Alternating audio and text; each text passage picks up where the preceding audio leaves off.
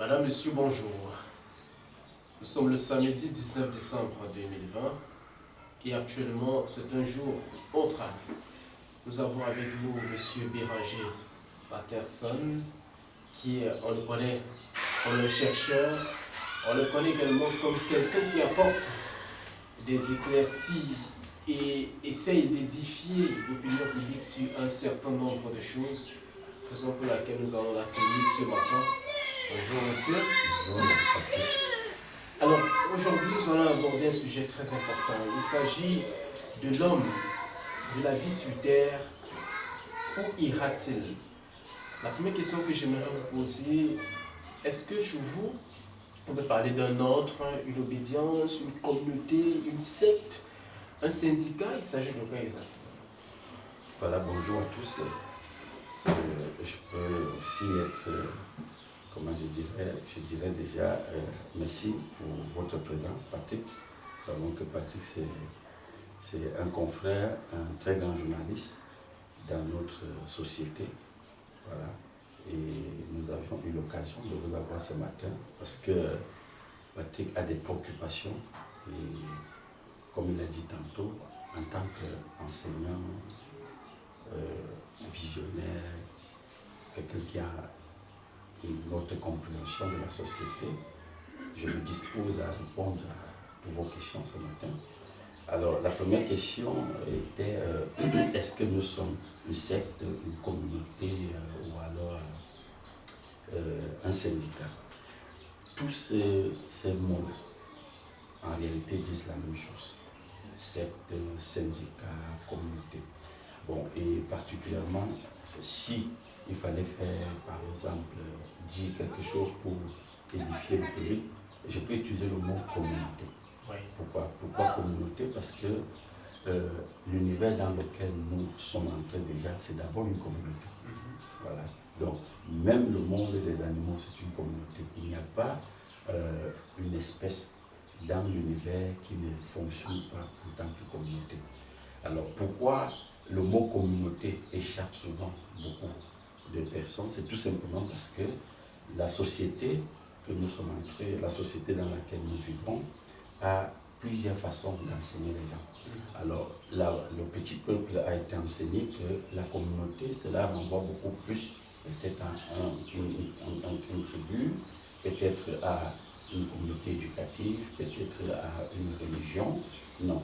Mais pourtant, la communauté veut tout simplement dire que nous, en tant qu'espèce vivante, nous sommes tous tirés de la même source. Vous voyez un peu? Et je sais que vous avez beaucoup une particularité, un regard très profond de la Bible. Dans les Écritures, il est dit, vous avez été tirés de la poussière. Oui. Vous voyez un peu? Alors cette poussière, c'est la source, c'est elle la communauté. Et toutes les autres composants de l'univers ont été tirés de la poussière.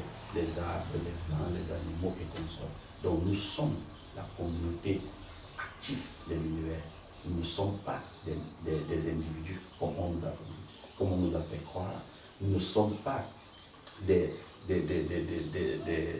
espèces particulières qui doivent vivre séparées de l'un ou de l'autre. C'est la raison pour laquelle, comme je disais, la société nous a donné trop d'enseignements concernant notre existence sur Terre en nous phagocytant par tribu, nation, pays, avec des frontières, pour faire une espèce de secte, comme tu as dit. Parce que quand vous dites à quelqu'un, je suis Camerounais. Alors, si vous lui dites plutôt je suis Tchadien, il a subi directement notre regard. Vous voyez, quand vous êtes devant un Européen, s'il est décoloré, ce que vous appelez généralement blanc, le fait que vous êtes noir, il dit un homme de couleur. Le tribalisme se déclenche automatiquement parce qu'il pense qu'il y a la communauté des blancs et la communauté des noirs. Et c'est la raison pour laquelle quand vous voyez aux États-Unis, on dit afro-américain. On veut bien faire savoir à ces gens-là que vous êtes américain, mais voilà, africain. Donc s'il faut parler de communauté ou de secte ou de syndicat, vous appartenez d'abord à l'Afrique. Mais pourtant, personne n'appartient à un de ces mots-là. nous appartenons tous à l'univers. L'univers est notre mère nature, elle est la source de provenance, la source dans laquelle tout a été créé. Nous appartenons à Dieu ou à l'univers? L'univers, Dieu et l'univers, ça c'est deux choses bien différentes. Deux choses bien différentes. Parce que le mot Dieu, il est proportionnel au degré de compréhension que vous avez. Vous voyez? Alors, ce mot Dieu, vous verrez que d'autres peuvent l'appeler créateur. D'autres peuvent l'appeler le grand architecte. Vous voyez? D'autres peuvent l'appeler celui qui n'a pas de nom. Vous voyez un peu? Donc, maintenant, Dieu c'est quoi? Dieu renvoie tout simplement à celui qui a fait venir l'univers à l'existence. C'est ça que les religieux appellent généralement Dieu, qui a créé l'univers. Et ce même Dieu, dans les Écritures, dit, à partir de l'univers dont il a fait venir à l'existence par la parole, il demande à l'univers de produire les plantes. Il demande à l'univers de produire les animaux. Et il demande à l'univers de lui donner un masculin, qu'on va appeler Adam, qui n'est qu'une activité de l'univers. Donc nous sommes au-delà de ce qu'on voit, nous sommes au-delà des limites que la société a voulu nous imposer. Vous allez voir, mon frère, par rapport à cette dimension de communauté, si vous observez bien, le fait que même dans le Cameroun, en tant que Camerounais, si je me déplace du nord vers le sud, je pense que je suis limité. Parce que je me vois comme exclu de la communauté des nordistes ou de la communauté des sudistes. Vous voyez un peu, et c'est trop dangereux de penser la société ainsi, de se déplacer selon cette programmation sociétale. Donc nous devions comprendre une chose, c'est que nous sommes au-delà des limites que nous a imposées la société. Nous sommes une activité de l'univers. Donc en tant qu'activité de l'univers, je suis en France, je suis chez moi. Je suis aux États-Unis, je suis chez moi. Je suis au Cameroun, je suis chez moi. Donc tout l'univers est ma propriété. Et c'est ce que Jésus, pour vous permettre de poser une deuxième question, Jésus disait quoi? C'est que Jésus disait que on a dit que vous êtes des petits dieux. Alors un Dieu n'est pas limité. Un Dieu ne se met pas dans la peau d'une nation, ne se met pas dans les limites d'un sexe, ne se met pas dans les limites d'un syndicat, parce que le syndicat c'est un groupement de personnes. Et la communauté, elle, ce n'est qu'un groupement, mais nous sommes au-delà même de ce qu'on peut penser comme communauté. Voilà pourquoi je précise bien que la communauté qui renvoie à l'univers.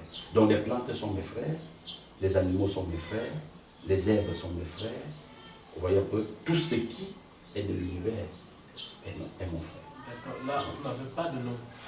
On ne peut pas avoir un nom. Mais si je veux être simple, pour faire simple, je peux tout simplement dire que vous êtes une activité de l'univers. Vous n'êtes même pas un corps. Parce que c'est le corps qui est l'élément qu'on met dans le secteur, communauté et consort. Parce que si on prend par exemple la franc-maçonnerie, on va dire la secte franc-maçonnerie, la secte, les kabbalistes, vous voyez, même au niveau des sectes, ils ont été phagocytés. Vous voyez un peu, on va te dire la kabbale juive, on va te dire la franc-maçonnerie, on va te dire la Rose-Croix, on va te dire par exemple les cancans, on va citer tous ces noms-là. Mais au fond, qu'est-ce qui fait la force de tout ce qui est cité là? N'est-ce pas les humains? Dans tout ce qu'on cite là, qu'est-ce qu'on met dedans? N'est-ce pas les humains? Il n'y a pas autre chose que l'humain. Vous comprenez un peu? Il n'y a pas autre chose que l'humain. Et c'est la raison pour laquelle, pour tout ce dont la compréhension est au-delà du système éducatif, ils comprennent et réalisent très bien qu'ils ne sont pas ce que l'école a voulu nous faire croire. Je ne suis pas un Camerounais, moins encore plus un Français. Je suis citoyen du monde. Bien, abordons le sujet de ce matin. Oui. Alors, nous savons, si on peut se permettre de prendre dans votre jargon, l'homme est né sur terre, l'homme est venu sur terre provenant d'un créateur que les chrétiens appellent Dieu. Et maintenant, après son vécu sur terre, où ira l'homme? Voilà, ça c'est toujours une très bonne question et qui fait partie des préoccupations de pratiquement tous les êtres vivants. Hein. Parce que vous allez voir que l'être vivant a pratiquement trois grands états. Je dis être vivant en tant que, même les animaux. Il y a la naissance, qui est la première, c'est pourquoi on célèbre la naissance. Il y a l'existence, pour ne pas dire la vie, parce que la vie renvoie à ce que vous appelez Dieu. Donc, ne confondons pas la vie et l'existence. Donc, ce que nous faisons de 0 à 7 ans et de 7 ans à 90 ans, ce n'est pas la vie. Ça, c'est l'existence, nous existons. Alors, nous entrons dans la vie quand nous avions un rapport avec celui dont j'appelle Dieu, c'est-à-dire le Créateur. Donc, nous avions... Vous l'appelez qui? Bon, moi, je l'appelle généralement, pour faire simple, le Créateur. Parce que Dieu, il est beaucoup un peu, comment je vais dire, il est beaucoup confus actuellement, ce mot de Dieu. Parce que même Satan s'appelle Dieu. Voilà, voilà. Donc, et à cette dimension-là, je disais la deuxième étape qui est la vie, est une étape très importante, qui est l'existence, je veux dire. Maintenant, la troisième, c'est la mort. Et la mort, comme je l'ai commencé depuis le début, le problème, c'est les mots. Parce qu'on ne nous a pas donné le vrai sens des mots. La mort ne renvoie pas à ce qu'on nous a présenté. Alors, ce qu'on nous a présenté dans la société en appelant mort, c'est cette brutalité où on dit j'ai perdu quelqu'un et tout le monde se met à pleurer, sauter, s'évanouir, d'autres même suivre celui qui est parti. En fait, ce n'est pas ça la mort. Ce n'est que l'image de la mort. Parce que, et deuxième chose, c'est que cette personne, quand on dit il est mort, en fait, ce qu'il a fait, c'est une transition. Vous comprenez? C'est une transition. Comme il a transité d'abord du ventre de sa mère, il est parti de l'univers pour le ventre de maman, et du ventre de maman pour l'existence. Vous allez voir qu'un enfant, avant qu'il n'arrive, il est d'abord où? Parce que la question c'est où est-ce qu'il va quand il meurt. Mais avant qu'il n'arrive, il est où? Ça c'est la question qu'il fallait se poser depuis le début. Quand l'enfant, c'est-à-dire celui qu'on pleure là, avant qu'il n'entre dans l'existence, il était où? Si vous voyez bien, vous qui êtes un masculin, vous avez actuellement peut-être des projets de vous mettre avec une femme ensemble, que vous appelez couramment mariage.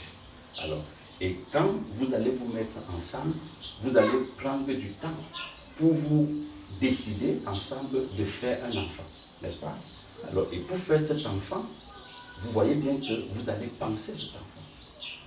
Et quand vous allez penser l'enfant, vous allez le prendre où?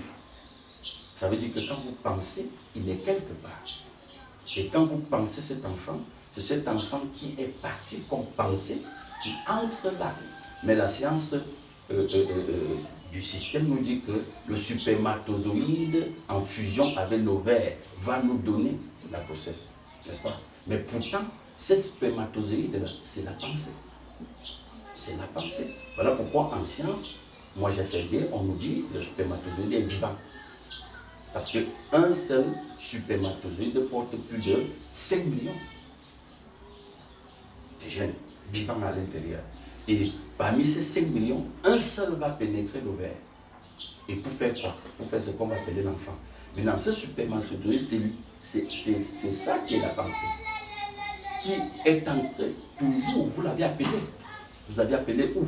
Vous avez demandé au fournisseur, qui est l'univers, de vous donner un enfant. Et l'univers vous a disposé cet enfant.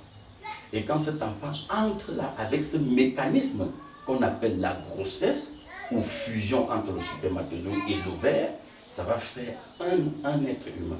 Et cet être humain, vous allez voir qu'il part d'étapes spermatozoïdes.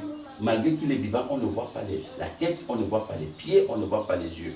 Quand il entre en contact avec le spermatozoïde, étant dans le ventre, le premier mois, ce n'est que du sang.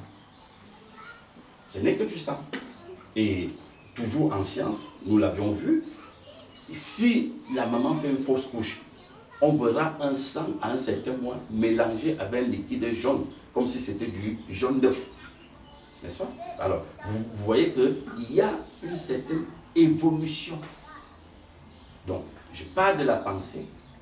Pensée spermatozoïde fusion avec l'ovaire, et en même temps, on a un être vivant qui se développe progressivement.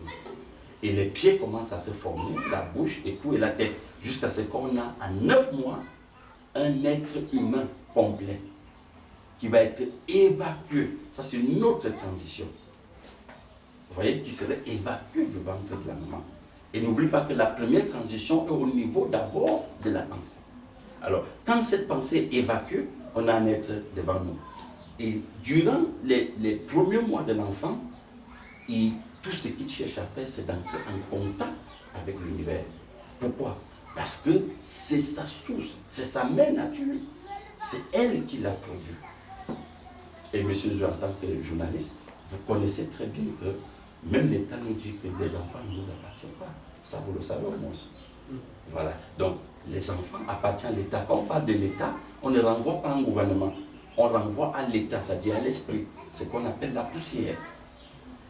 C'est ce qu'on appelle l'univers dans d'autres secteurs. Ce qu'on va appeler la nature. Donc, c'est elle qui produit. Et cet enfant va se développer simplement jusqu'à atteindre l'âge dont vous allez appeler le 3e âge. Et avant que je n'arrive au niveau du 3e âge, vous voyez, de 0 à 7 ans, c'est en ce moment que l'enfant dont vous appelez celui qui va au là, qui doit être, c'est à ce moment-là qu'il est programmé à l'univers. Parce que si vous ratez de programmer un enfant de 0 à 7 ans, vous ne pouvez plus écrire en cet enfant. Et c'est la raison pour laquelle même l'éducation aujourd'hui va te dire, il veut l'enfant pour programmer l'enfant, pour donner à l'enfant ses repères. Parce que c'est sa propriété. Et après ça, quand l'enfant va exister jusqu'à 90 ans, 100 ans, et il va aller à une autre transition, que vous appelez tout à l'heure la mort. Il va partir de son corps. On appelle ça la désintégration. Il désintègre son corps pour retourner où? Mais où vous l'avez appelé au départ. Il n'était pas parti de nulle part. Il était parti de l'univers. Donc il retourne à la source. Cette source qu'il avait mis dans votre ventre par les voies de la grossesse. Est-ce que vous comprenez? Bon, maintenant, je sais ce qui brûle tellement en vous, en tant que journaliste et en tant que chercheur aussi, et quelqu'un qui côtoie beaucoup de milieux. Vous entendez généralement dans des milieux religieux, dans des milieux politiques, dans des milieux, toutes sortes de milieux, on va vous dire qu'il y a l'enfer, il y a le paradis, n'est-ce pas? Voilà. Et d'autres vont même vous dire que ces éléments-là même n'existent pas, parce que ce qu'il faut faire, c'est que il faut retourner, aller voir, retourner dans l'univers pour payer ses péchés. Dans le Nirvana, par exemple. N'est-ce pas? On vous dit, il faudra revenir. C'est pourquoi on vous dit quelqu'un, dans certains milieux, que vous appelez généralement communauté ou religion, les gens meurent 7 fois. Les gens meurent 7 fois. Ça veut dire que moi qui pars de mon corps aujourd'hui, je dois revenir pour remourir. J'ai comme ça 7 fois. Pour pouvoir permettre que mon karma soit atteint. Est-ce que vous voyez un peu? Donc, pour vous dire tout simplement que cette conception de où est-ce que va l'être humain est mitigée. Et est perçue différemment dans chaque milieu. Mais avec l'explication simple que je vous ai donnée tout à l'heure, vous allez comprendre que vous soyez bouddhiste, que vous soyez chrétien, que vous soyez musulman, que vous soyez franc-maçon, rose-croix, tout et tout, vous êtes un être humain. Et votre départ, c'est la source. Et votre point de chute, c'est toujours la source. Vous n'allez nulle part. La source qui est l'univers. Qui est l'univers. Alors dites-nous un peu plus que vous expliquez tantôt que Dieu, bon, vous n'appelez pas Dieu, Oui. vous appelez quoi? Le Créateur. Le Créateur voilà, qui a fondé l'univers. Oui. Donc il n'a plus l'influence sur l'univers parce que c'est l'univers qui gère tout. Non. C'est selon vous? Non, ce n'est pas ce que je suis en train de dire. Je répète, je le dis bien, comme vous aimez la Bible, je préfère prendre au niveau de la Bible. Vous vous basez sur quoi pour avoir des enseignements? Sur quoi vous basez? Je reviens là, je prends d'abord au niveau de votre question. Je dis, comme vous aimez la Bible, parce que moi j'aime aussi la Bible autant que vous. Mais je ne suis pas limité seulement à la Bible. Parce que c'est là votre deuxième question. Oui. Voilà, je ne suis pas limité seulement au niveau de la Bible. Vous voyez, je vous parle tout à l'heure. Moi j'ai lu le Coran. Il faut comprendre un peu. Donc, et je suis un enseignant, je dois lire. La force d'un enseignant, c'est quelqu'un qui doit lire. Vous comprenez un peu. En dehors maintenant de la lecture, il y a des expériences personnelles. Et c'est ça qu'on appelle le vécu. Parce que la construction de chacun de nous se fait dans le vécu, pas seulement dans la lecture. pas seulement parce que j'appartiens à une communauté. Vous comprenez? Voilà. Donc, ce que j'étais en train de dire au départ, que dans les Écritures, pour bien étayer ce que vous êtes en train de dire, est-ce que l'univers contrôle Dieu? Non, l'univers ne peut pas contrôler Dieu. Parce que l'univers, comme tu peux l'appeler la nature ou Satan, n'est qu'un outil de travail entre les mains du Créateur. Avant que nous ne commencions, au départ, je disais quoi? J'ai dit l'Éternel, j'emploie les mots que tu vas mieux comprendre. L'Éternel dit que l'univers ou bien la terre produit les êtres vivants. L'Éternel dit, je veux tirer de la poussière Adam. N'est-ce pas? L'Éternel dit à la mer de produire les poissons. L'Éternel sépare la partie sèche et la partie humide. C'est l'Éternel qui le fait. On dit bien l'Éternel dit à l'Éternel. Donc tu comprends bien que c'est une dimension qui est au-dessus de l'univers. Donc l'univers ne peut pas contrôler celui qui lui permet d'exister. C'est l'Éternel qui permet à l'univers d'exister. Et l'univers n'est pas l'opposant de l'Éternel. Il n'est pas comment je veux dire, il n'est pas contre l'Éternel. Il est obéissant, il est même soumis à l'Éternel. Vous comprenez? C'est pourquoi j'aime cette partie où vous voyez, quand Jésus entre dans la Bible, on dit quand Jésus entre dans le monde, qu'est-ce qu'il dit? Il dit, je suis la lumière du monde. Et la lumière des hommes. Parce que le verset là dit deux choses. Je suis la lumière du monde et la lumière des hommes. Maintenant, dans la vraie version, c'est je suis la lumière de l'univers et des humains. Parce que c'est Jésus qui est l'homme. Vous comprenez? Donc, il est la lumière de ces deux-là. Pour faire quoi?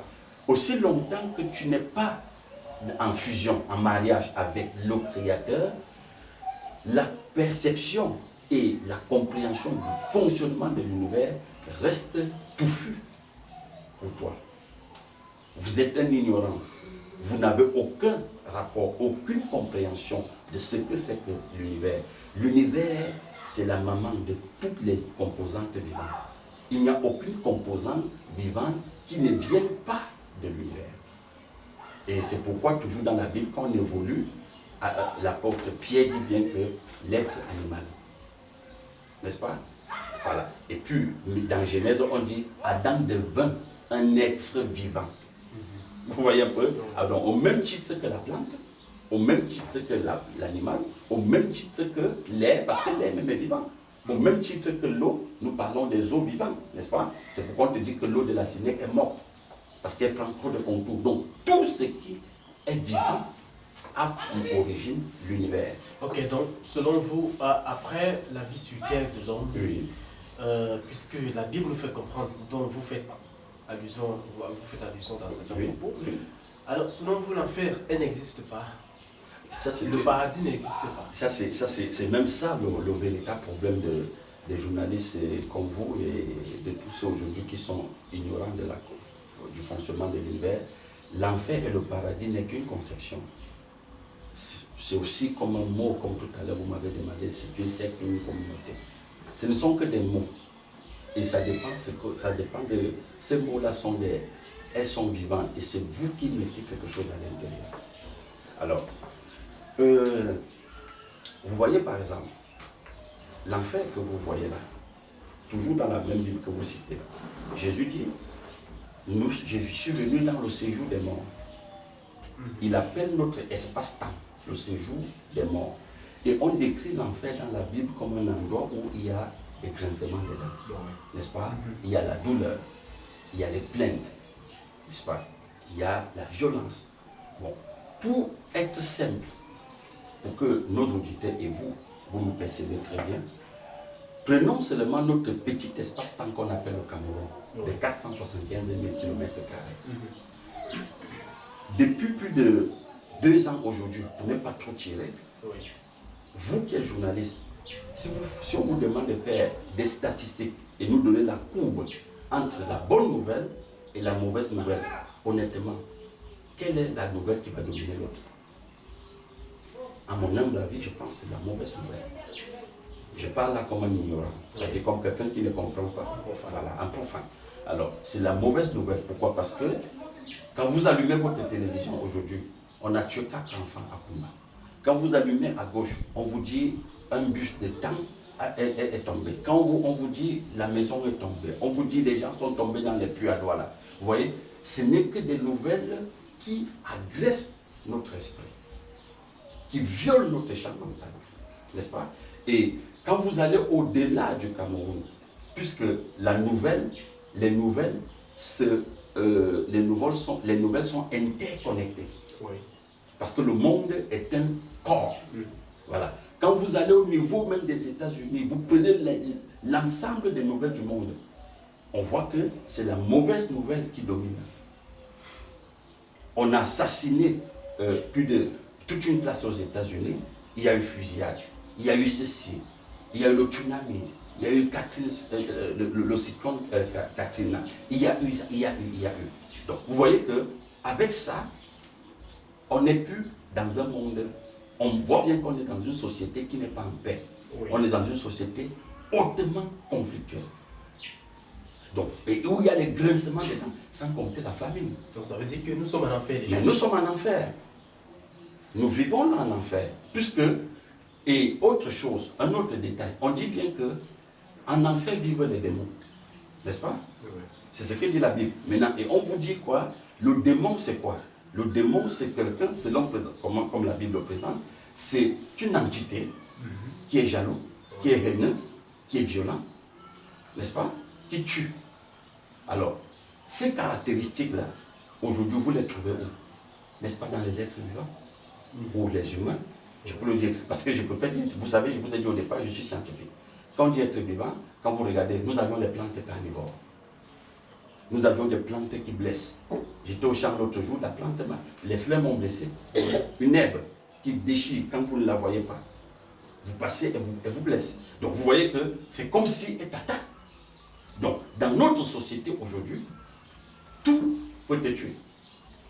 L'information de la télévision, de la radio, de la presse, l'être humain, le voisin et consort, ce que vous mangez, parce que même ce qu'on mange, c'est de l'information sur le plan culinaire, ça nous tue. N'est-ce pas? Donc, vous pensez donc que nous sommes au paradis là? Nous sommes en enfer, monsieur. Alors, voilà. Et deuxième point, le paradis maintenant c'est quoi? Parce qu'il ne faut pas qu'on sorte de là. Allez-y. Voilà. Le paradis, c'est une façon de penser. C'est-à-dire, c'est la redéfinition de mon regard sur la société. Et c'est pourquoi j'aime cette partie. Quand on te présente tous ces grands enseignants, Bouddha, Jésus, Mohamed, tu peux citer d'autres, n'est-ce pas? Les Krishna et consorts, on vous présente ces gens comme des êtres qui ont transcendé la pensée de l'univers.